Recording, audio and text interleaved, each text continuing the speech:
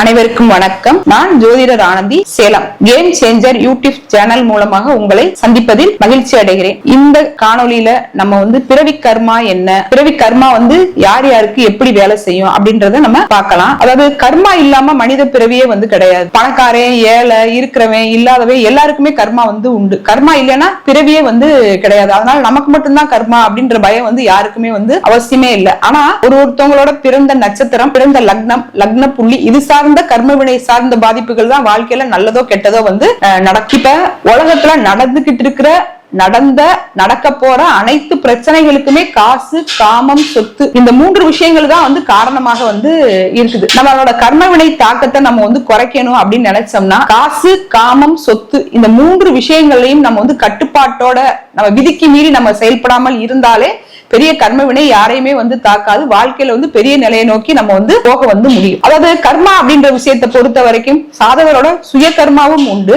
பாட்டனோட கர்மாவும் உண்டு, தந்தையோட கர்மாவும் உண்டு. இந்த மூணு விதமான கர்மாவின் மூலமா தான் நம்மளோட லைஃப் ரன் ஆகும். ஒரு ஜாதகத்துல லக்னம், லக்னாதிபதி அப்படின்ற கிரகம் ஜாதகரோட சுய கர்மாவை பத்தி சொல்லும். 5ஆம் இடம் அப்படிங்கிற பூர்வ புண்ணிய ஸ்தானமும் 5ஆம் அதிபதியும் ஜாதகரோட பாட்டனை பத்திய கர்மாவையும் ஜாதகரோட முன்ஜென்ம வரலாற்றையும் நமக்கு தெரிவிக்கும். 9ஆம் இடம் அப்படிங்கிற பாக்கியஸ்தானம் மூலமாக தந்தை வழி கர்மாவையும் நம்ம அடைய முடியும், தெரிய முடியும். அதே மாதிரி இப்ப 9ஆம் இடம் என்ற பாக்கியஸ்தானத்துலதான் பூர்வ புண்ணிய ஸ்தானத்துப்படி இந்த ஜென்மத்தில் நாம் அனுபவிக்க வேண்டிய அனைத்து நல்ல தீய வினைகள் பதிவாயிருக்கும். அந்த 9ஆம் இடத்துல பதிவாயிருக்கிற அந்த வினைகளை 10ஆம் இடமான கர்மஸ்தானம் மூலமாக தான் நம்ம அனுபவிப்போம். அதுக்கு தகுந்த மாதிரி நம்மளோட உடல் வடிவமைக்கப்படும். சந்திரன் அப்படிங்கிறது ஒரு ஜாதகத்துல நம்மளோட உடல், மனசு, அந்த ஆன்மா நம்மளோட சந்திரன்ற மனசுலதான் குடியிருக்கு. அப்ப இந்த ஜென்மத்துல நம்ம என்ன வினைகளை அனுபவிக்க போறோமோ அதுக்கு தகுந்த மாதிரியா நம்மளோட உடல் வடிவமைக்கப்படும். நமக்கு காய்ச்சல் வரணும் அப்படின்னா அதுக்கு தகுந்த மாதிரி நம்மளோட உடல்ல இருக்கிற சில பகுதிகளை பாதிக்கும். நமக்கு வாழ்க்கையில நிறைய வெல்விஷ் வரணும் அப்படின்னா அதுக்கு தகுந்த மாதிரியான நம்ம உடல் வடிவமைக்கப்படும். இதுதான் கர்மாவோட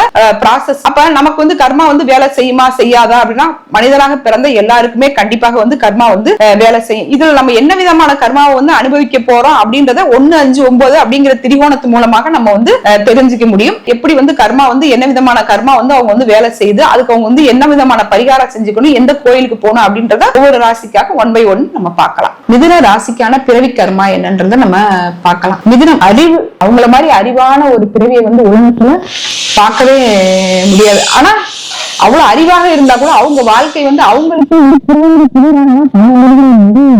மிதுன ராசியோட பிறவி கர்மாவே ஊருக்கு 1000 உபதேசம் பண்ணுவாங்க, 1000 அட்வைஸ் கொடுப்பாங்க.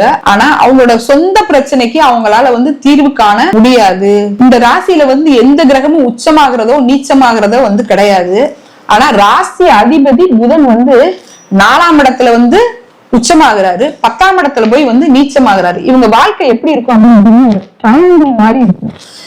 லக்னம் ராசி மிதுனம், 4ஆம் இடம் அப்படிங்கிறது சுகஸ்தானம், தாயை பத்தி சொல்ற இடம். ஏன்னா 7ஆம் இடம் அப்படிங்கிறது வாழ்க்கை துணை, 10ஆம் இடம் அப்படிங்கிறது மாமியார். இப்ப நம்ம 7ஆம் இடத்தை நம்ம விட்டுருவோம், ஏன்னா நம்ம ட்ரையாங்கிள் நம்ம சொல்லிட்டோம். ஏன்னா ராசி அதிபதி உச்சமாகிறது கன்னி, நீச்சமாகிறது மீனம். அப்ப இந்த ட்ரையாங்கிள்குள்ளதான் இவங்களோட வாழ்க்கையே இருக்கும். இதுல இருக்கிற நட்சத்திரங்கள் என்ன அப்படின்னு பாத்துட்டீங்கன்னா மிருகசீரிசம், திருவாதிரை, புனர்பூசம். இப்ப மிருகசீரிசம் இவங்களுக்கு 6ஆம் அதிபதி 11ஆம் அதிபதியோட நட்சத்திரம், திருவாதிரை ராகுவோட நட்சத்திரம். அதே மாதிரி புனர்பூசம் அப்படிங்கிறது 7, 10ஆம் அதிபதியோட நட்சத்திரம். இந்த மிதுன ராசி என்ன பண்ணுவாங்க அப்படின்னு கேட்டீங்கன்னா அவங்களுக்கு அம்மா மேல ரொம்ப அபரிமிதமான ஆசை, ஆர்வம் இருக்கும். கல்யாணத்துக்கு முன்னால ப்ராப்பர்ட்டி சேர்த்தவங்க எல்லாம் என்ன பண்ணுவாங்க, எங்க அம்மா தான் எனக்கு உலகம், எங்க அம்மா தான் எனக்கு சொத்து அப்படின்னு அம்மா பேர்லயே சொத்து வாங்கி பிரிச்சிருவாங்க. அம்மா பேர்ல சொத்து வாங்கலாம், தப்பு கிடையாது. கல்யாணத்துக்கு அப்புறம் ஒய்ஃப் என்ன சொல்லுவாங்க, நீங்க எப்படி உங்க அம்மா பேர்ல வாங்க போச்சு, இப்ப அந்த சொத்தெல்லாம் என் பேர்ல மாத்துங்க அப்படிம்பாங்க. இதுல மனைவி டார்ச்சரை விட இந்த மிதுன ராசி, மிதுன லக்னத்துக்கு மாமியார் ரொம்ப அதிகமா இருக்கு. இந்த வீட்டோட மாப்பிள்ளையாக, வீட்டோட மருமகனாக பாத்தீங்களா, அவங்க எல்லாம் பெரும்பாலுமே மிதுன ராசி, மிதுன லக்னமா இருப்பாங்க. கல்யாணத்துக்கு முன்னால எவ்வளவுதான் அம்மாவுக்கு முக்கியத்துவம் கொடுத்தாங்களோ அதை விட முக்கியத்துவம்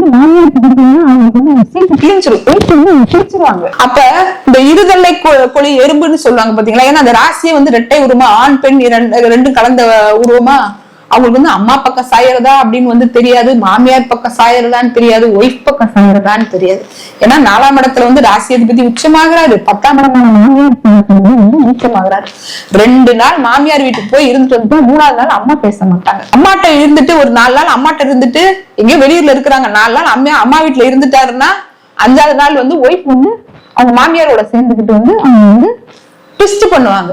அப்ப மனிதனுக்கு எப்படி மனநிலை இருக்குங்கிறத வந்து பாருங்க.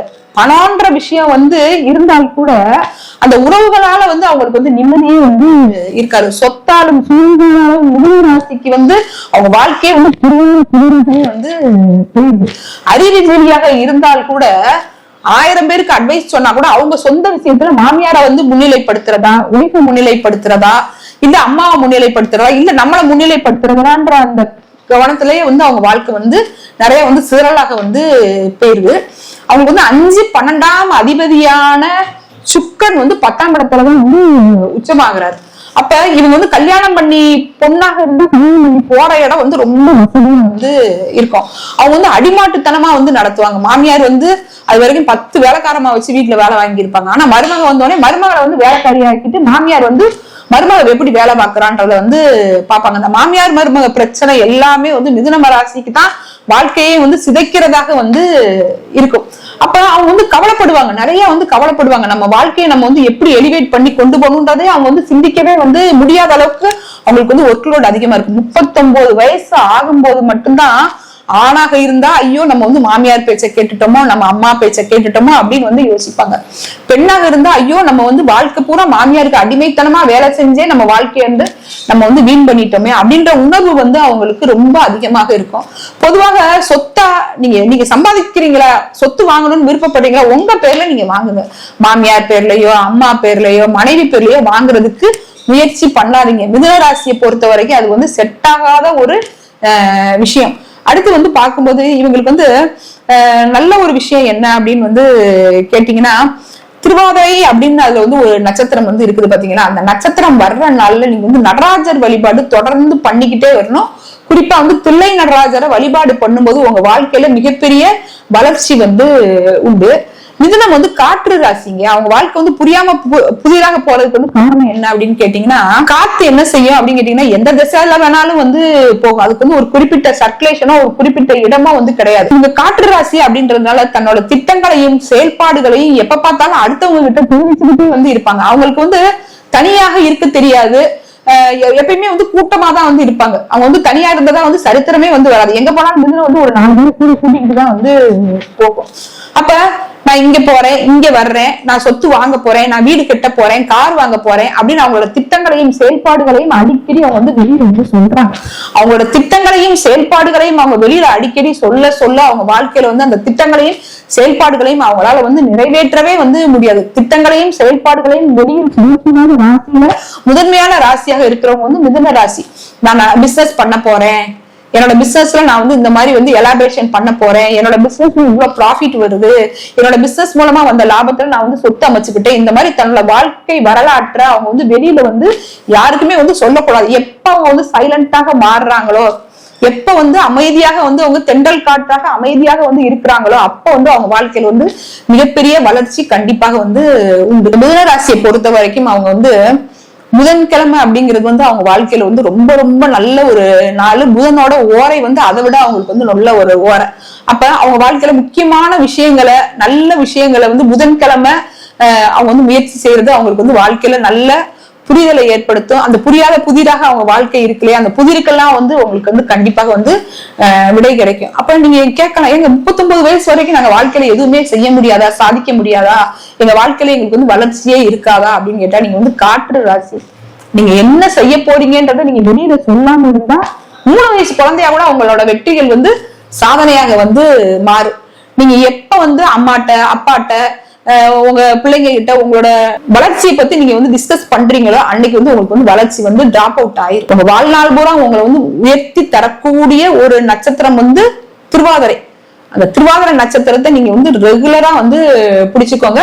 நடராஜர் வழிபாட்டுக்கு அடுத்தபடியாக வந்து இவங்க வந்து சர்ப்ப வழிபாடும் வந்து பண்ணலாம். ராகு காலங்கள்ல டெய்லி ராகு காலங்கள்ல அவங்க வந்து வீட்டுல வந்து தீபம் ஏற்றி துர்க்கை காளியை வந்து வழிபாடு பண்ணும்போது அவங்களுக்கு வந்து அபரிமிதமான வாழ்க்கை வளர்ச்சி வந்து நிச்சயமாக உண்டு. நன்றி, வணக்கம். இப்ப ரொம்ப நாளா நீங்க வந்து பல ஒரு மன உளைச்சல் இருக்கீங்க, தீராத பிரச்சனைகள் வந்து பல வருடமாக இருக்குது அப்படின்னா பிரசன்னம் பார்த்து அதுக்கு முறையான தீர்வுகள் உங்களுக்கு ஏற்பாடு பண்ணி தர முடியும். நல்ல குழந்தைகளுக்கு வந்து நல்ல பேர் வச்சு கொடுக்கறது, தொழில் நிறுவனத்துக்கு நல்ல பேர் வச்சு கொடுக்கறது, அதிர்ஷ்ட ரத்தினங்கள் வந்து தேர்வு செஞ்சு கொடுக்கறது, இந்த மாதிரி உங்களுக்கு என்ன விதமான தேவைகள் இருக்குதோ அதுக்கு வந்து நம்மளால தீர்வு வந்து கொடுக்க முடியும். இப்படி உங்க வாழ்க்கைக்கு என்னென்ன தேவையோ அனைத்து தேவைகளுக்கும் என்னை வந்து வாட்ஸ்அப் மூலமாக வந்து தொடர்பு கொள்ளலாம். என்னோட போன் நம்பர் வந்து 9865220406.